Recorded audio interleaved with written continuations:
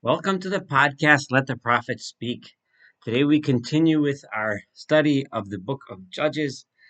We are up to chapter 20. We just read in chapter 19 the extremely difficult, extremely violent, and brutal and horrific tale of the uh, gang rape and murder of the concubine in Givon. And we ended with how after the woman was killed after being um, attacked so violently and brutally, how her husband cut her body up into pieces and sent body parts to all 12 tribes in order to bring attention to how deeply flawed that this that's uh, there's got to be a better word than that. How terribly um, corrupted the society had become, and how terribly violent the society had become. I want to point out that this tale follows right after the story of the idol of Micah, and we learned in the idol with the idol of Micah how the descent into idol worship and the confusion of God and idols, the confusion of making molten images and graven images, led to uh, violence, the violence of the people of Dan, how they conquered and massacred an innocent city, and that violence eventually, one gets the sense that this story follows on its heels to demonstrate how that brings to this massive violence against a defenseless poor woman. And now we're going to hear more about how even more violence begets even more violence.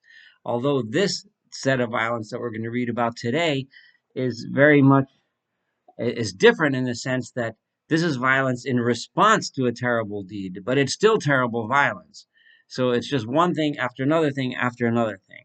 So even if to some degree one might see in what we're about to read today some righteous indignation with what had happened, however, it doesn't seem to be justified. It seems to just show how just everything just keeps on getting worse. So Vayetzu Kol Bnei Israel, all the people of Israel came out in response to this terrible message that they had just received, and this gruesome act. Vatikohel Eda Ki'ish Echad, and all of the congregation, all of the people gathered together like one person. Limidan Biad Beersheva, from Dan, which is all the way in the west, to Beersheva, all the way in the south, to Beretz Gilad, which is all the way in the northeast.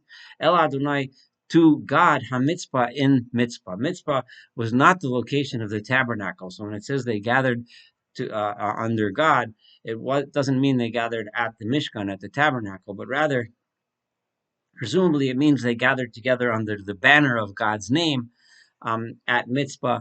Mitzpah was a place that was very important in the time of Joshua. Now, also a central location. Or according to many of the commentaries, whenever the entire community gets together, they get that is by definition a place where God's presence rests. Now, the this is everyone except for Benjamin. Presumably, Benjamin also received one of one of the messages with the body part of this woman, because he sent out 12 parts. But Benjamin was not among this group. They did not heed the call. Only the other tribes. So Vayitziatzvu Pinot Kalaam, and the literally Pinot could mean corners, which would mean the people all stood. They were together, but they were also separated by tribes, each one in their own corner. That's some of the commentaries explain. Others translate Pinot, meaning the leaders, the ones that were the head of the group. Kol Ha'am, all the people, Kol Shivtei Israel, all of the tribes of Israel. B'Kahal Am Ha'elohim, in a congregation, a nation of the nation of God. Arba Me'ot Elef Ish Ragli Sholev Charav, 400,000 men on foot, all drawing swords. Now, this immediately one gets the sense that this terribly violent act, which followed on the heels of other violence, which we mentioned before, is being responded to with people ready for violence, ready with their swords to kill. It was men of war. It doesn't say here men of wisdom or men of holiness, but it says here men that drew swords. Vayishmu b'nei Binyamin, and the people of Benjamin heard, ki olu b'nei Yisrael ha-mitzpah, that the people of Israel, the rest of the tribes, had gathered at Mitzpah. Vayomru b'nei Yisrael, either this means they had heard that the people of Israel were saying, or it just means that the people of Benjamin heard that the rest of them went, but they did not go. They separated themselves. Vayomru, in other words, they gathered around to defend the perpetrators of this terrible deed because they were of their own, rather than join in the indignation and try to extirpate from within their own tribe the terrible people that had perpetrated this awful deed. Vayomer b'nei Yisrael, and the people of Israel, the rest of the tribe said, Dabru, said regarding the people of Benjamin, Dabru, say, speak, explain, Echan hiyata hara'ah hazos, how it could be that such a terrible thing could happen.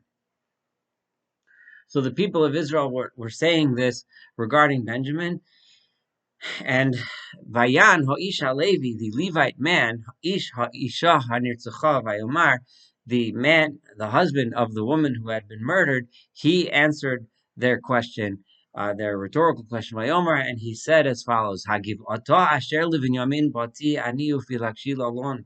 To the land, to the city of Giva, which is in Benjamin's territory, I and my concubine came to stay overnight. Vayakumo alai ba'alei hagiva, and the people of Giva stood upon me, ready to attack me. Vayasobu alai et abayit laila, and during the nighttime they surrounded the house. Oti dimu la'arog, and their intention was to kill me.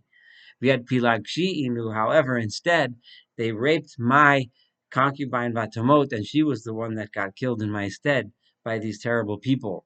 Of course, he seems to make himself sound innocent, and he wasn't innocent because he actually gave up the concubine. He sent her out to them, knowing that she was going to be attacked.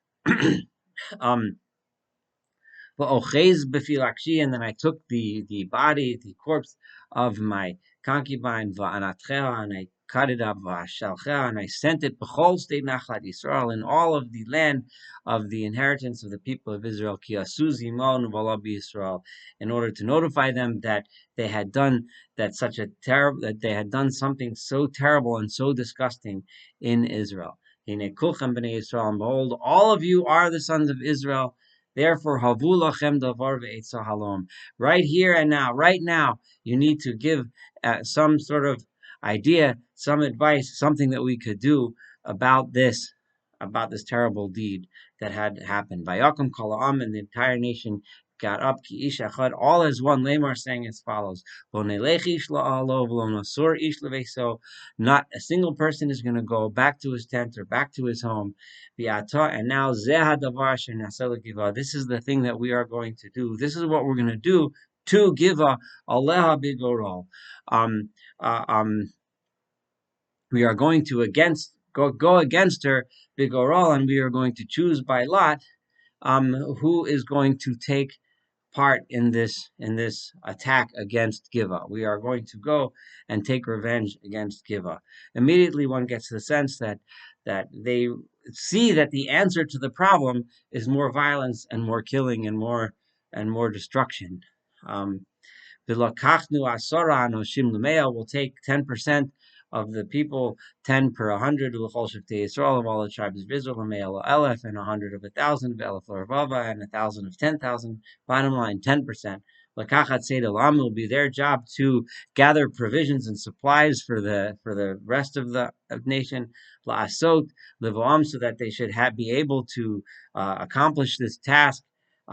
So that they should be able to travel to Geva Benjamin, to Geva, which is in the territory of Benjamin, Kichol HaNivalah, because of to revenge against this terrible act, Asher Asa B'Yisrael, that Geva, that the people of Geva had done within the people of Israel. Vayasef Kol Ish Yisrael El Ha'ir, and all of the people of Israel gathered around the city, Ki Ish Echad Chaverim, all together, all gathered as one. That's the tiny silver lining, that there was at least a unity of purpose here, although the what's about to happen and the violence that's about to ensue will end up being horrific. I'm at verse 12. The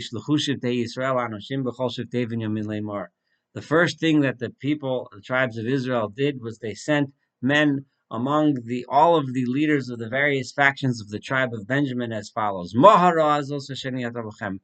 is this terrible thing that has occurred among you? How could this be? And now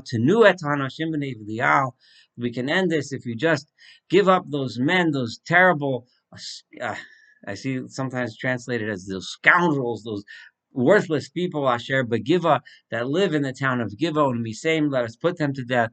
Israel, and we can destroy this evil from Israel. Let's execute those people and fight and have some level of justice. However, the people of Benjamin did not give them up. They did not give in. They did not give in and listen to the voices, to the words, the demand of their brethren of the other tribes of the people of Israel. Instead, the people of Benjamin gathered around, doubled down, and protected their own, even those perpetrators of this awful deed. The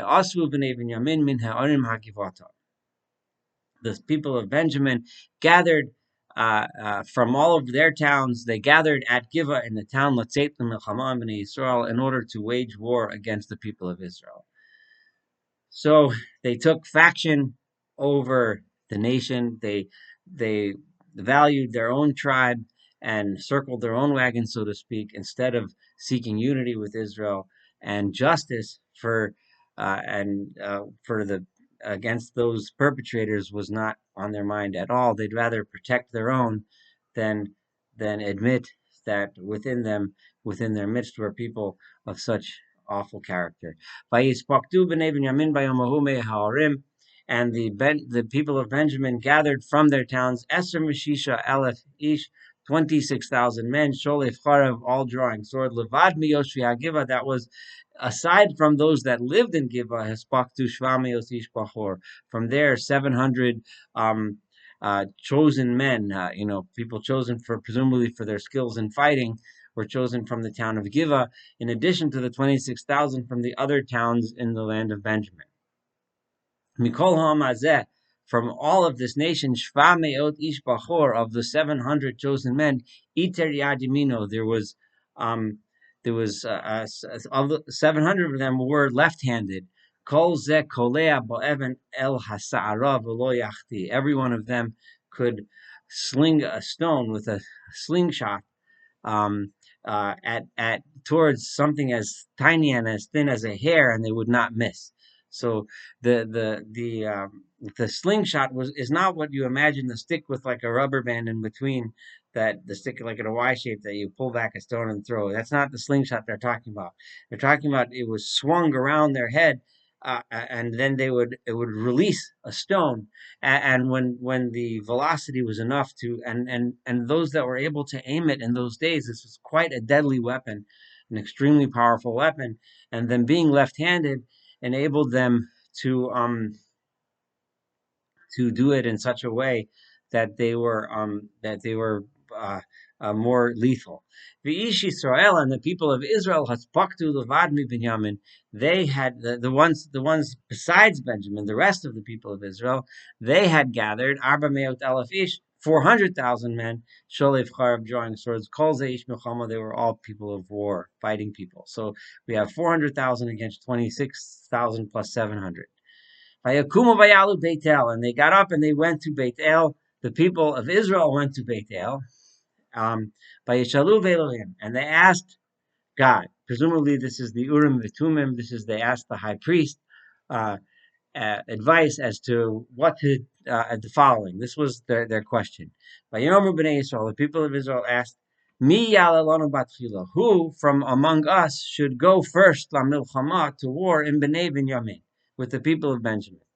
Vayomer Adonai, and God answered them, presumably through the high priest who was wearing the breastplate, the Choshen. Yehuda batchila, Yehuda, Judah should go first. Now, there's much to be said about this question. They didn't ask if this is the right path to take. Should we wage war against Benjamin, or maybe there's another path? And they assumed right away that it should be a particular tribe rather than a collection of tribes acting together. So they're accepting tribalism and they're accepting violence, and then they ask God which tribe should go first to war, which says a lot about what's happening. And God, as we see in other places, answers the people according to where they're at. Rather than tell them, this is not the right path, he answers their question. You know what? If you're asking me who should go, Judah, let them go.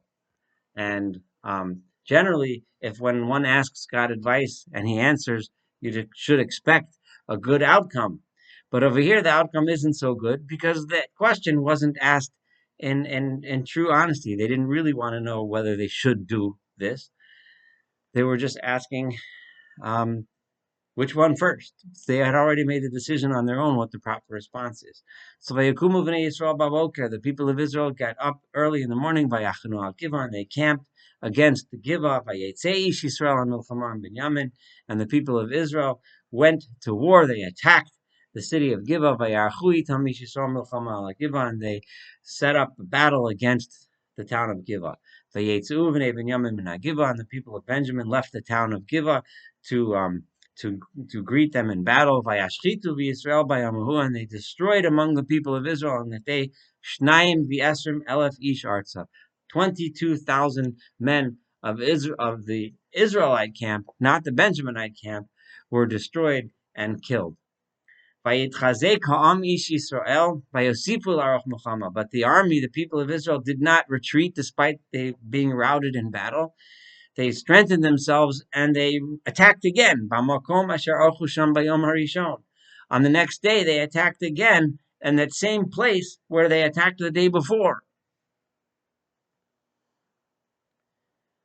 Vayalu b'nei Israel, and at this time, the people of b'nei Israel had gone vayivku, and they had cried lifnei Adonai before God ado erev until the evening. Vayeshalu b'Adonai lemor, and this time they asked God as follows: Ha'osif lageshet lamilchama. Shall we continue to wage war in b'nei Binyamin achi with the people of Benjamin our brother?